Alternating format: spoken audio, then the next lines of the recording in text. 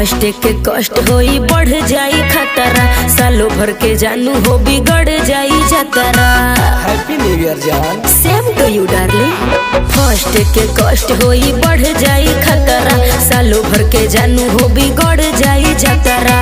नया साल के पहले दिन आगे पलटी से के अच्छा ओई हो जनवरी करत मनवा के सच जानू जनवरी करत मनवा के।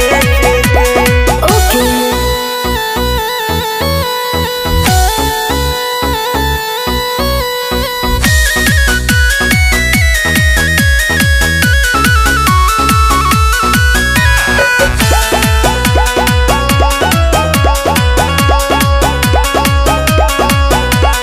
रही है लोता हर सहेली हमर संगतियो रही है सब। ठीक है बा जान हमर सहेली ऐसन कबो न चाहिए सा बुझल।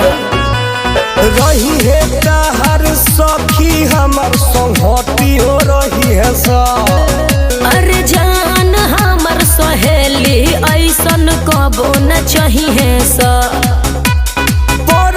ठंडा कमर में घुस के गोला फेंक के ओई हो जनवरी करत मनवा के जानू जनवरी करत मनवा के।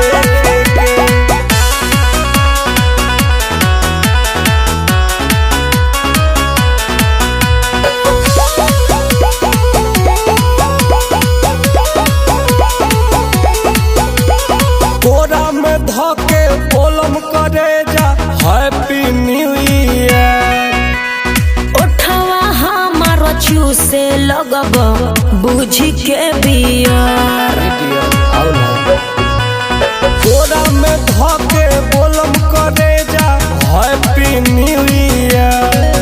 अरे उठवा हमार चूसे लगब बुझ के बियर।